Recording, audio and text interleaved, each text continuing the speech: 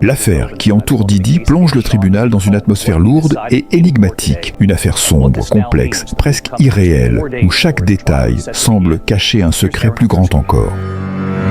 Avertissement aux spectateurs, discrétion fortement conseillée. Ce qui suit est destiné à des fins éducatives et de divertissement uniquement. Il s'agit de la transcription intégrale du témoignage au tribunal fédéral lors du procès de Sean Diddy Combs, tel que rapporté par Inner City Press. Pour ne rien manquer, likez cette vidéo, abonnez-vous à la chaîne et activez la cloche de notification. Imaginez une salle d'audience fédérale silencieuse, bondée de journalistes. Le huissier appelle Samuel L. Jackson et l'acteur légendaire se dirige vers la barre des témoins. Il n'est pas là pour réciter des répliques de films.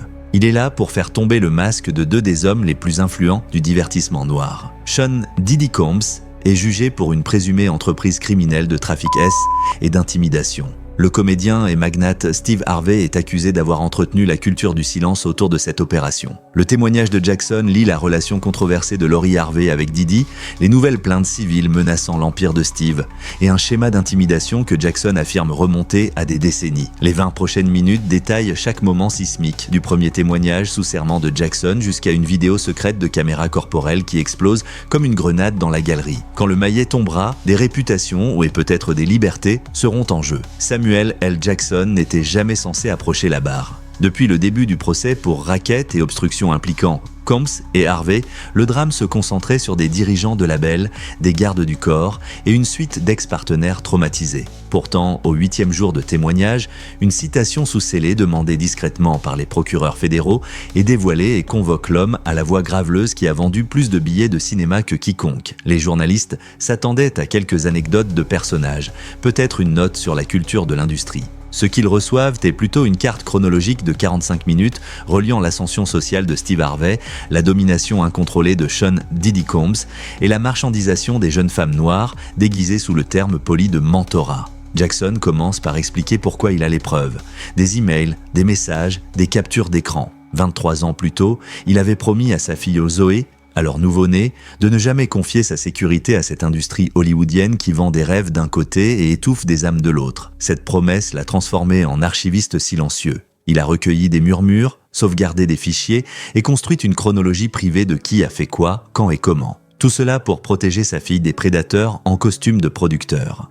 Tout cela pour protéger sa propre fille des prédateurs à la porte tournante déguisés en producteur. En 2018, Jackson témoigne qu'un assistant sur le tournage de Shaft lui a remis une clé USB après un tournage de nuit à huis clos à Brooklyn. À l'intérieur, un court fichier audio. La voix de Steve Harvey, en train de coacher Lori à travers ce que Jackson décrit comme un pack d'étiquettes pour relations à haute valeur, incluant cette ligne « Souviens-toi toujours, un magnate n'est jamais ton copain. C'est ton conseil d'administration ».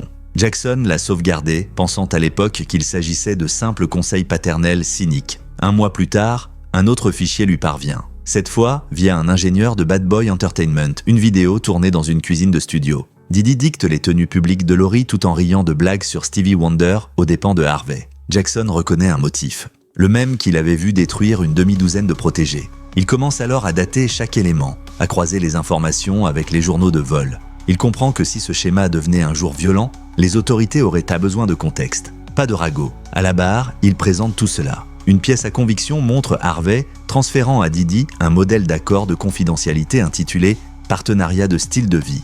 Une autre pièce, un mémo vocal dans lequel Diddy appelle Lori les frais de salle verte. Jackson lit ces lignes à haute voix lentement, avec sa voix grave. Il les décrit comme des preuves de négligence parentale, de prédation professionnelle et d'un trafic transcôtier de pouvoir au lieu de personnes. Mais des personnes ont bel et bien été trafiquées aussi. Pendant ce temps, Harvey, assis derrière son avocat de la défense, fixe la table comme si le bois pouvait lui offrir une issue de secours. La contre-interrogation ne fait qu'aiguiser la lame. L'avocat de la défense, Maître Wickham, tente de suggérer que Jackson est amer de n'avoir jamais signé avec Bad Boy Films.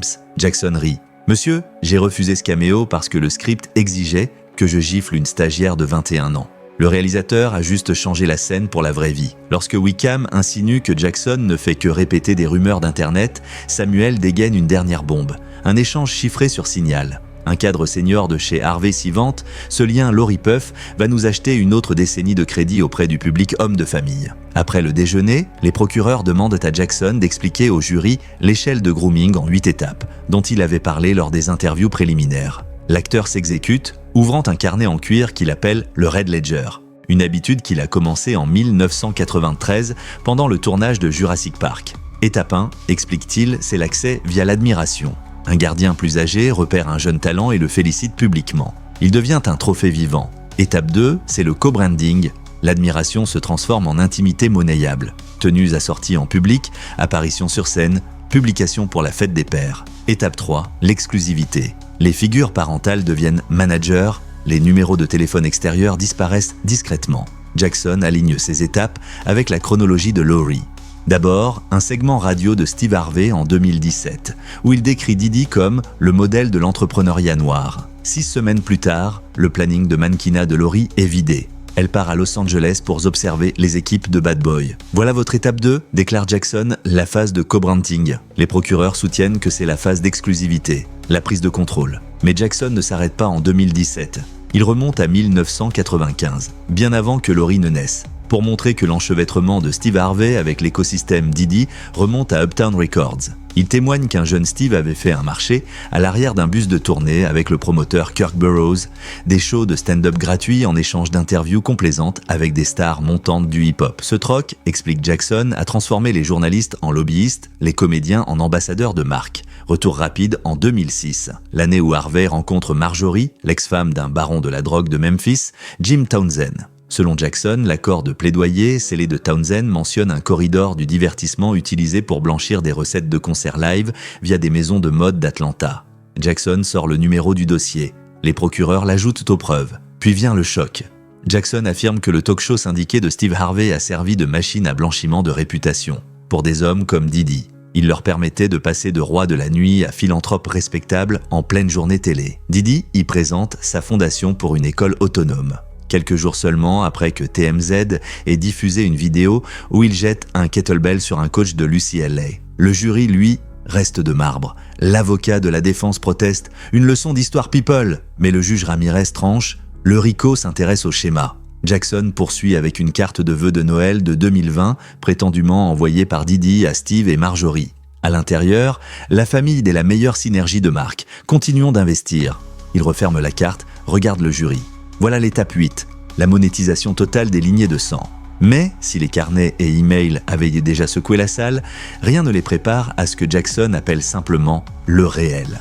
Un montage de clips privés qu'il dit avoir reçu de plusieurs lanceurs d'alerte de l'industrie sur une période de 15 ans. Les procureurs éteignent les lumières, un seul écran descend derrière la barre, Jackson commente en direct, ajoutant du contexte à chaque fragment. Clip 1, une vidéo iPhone granuleuse de 2009 prise sur un yacht au large de Saint-Barthélemy. Didi, Steve Harvey et 2 cadres anonymes trinquent au champagne. Une jeune fille, que les procureurs allèguent être Lori, alors âgée de 12 ans, exécute une danse répétée sur le pont. Une voix féminine, hors champ, la guide. Jackson gèle l'image, pointe le sourire de Harvey. Voilà le moment, dit-il, où un père devient recruteur. Clip 2, 2015, coulisses des BET Awards. Lori, maintenant âgée de 18 ans, est assise sur une chaise de maquillage. Une styliste lui chuchote « Papa dit que Puff arrive dans 5 minutes ». Lori répond « Ok, fais-moi paraître plus vieille ». Jackson souligne la maturité forcée. Clip 3, le plus dérangeant. Daté de mars 2019, un penthouse à Soho. Didi, torse nu, demande à un chef privé de dresser les huîtres « sexy ». Elle va manger sur ma chaîne. Le chef regarde l'objectif, roule des yeux, puis murmure « C'est tordu ça ». Jackson s'arrête. « Mesdames et messieurs, ce chef a démissionné le lendemain. Il m'a envoyé un message après avoir vu mon discours à l'UNCF sur la protection des filles. Le chef a fourni une déclaration sous serment. Elle entre dans l'épreuve. Si cette vérité vous a secoué, ne laissez pas le silence reprendre le dessus. Abonnez-vous pour recevoir la suite des révélations directement, sans filtre. Laissez un like si vous pensez que la vérité mérite d'être entendue. Partagez cette vidéo. Chaque vue, chaque clic, c'est un pas de plus contre l'impunité. Et dans les commentaires, dites-nous à quel moment avez-vous compris que ce n'était pas juste une histoire de célébrité ?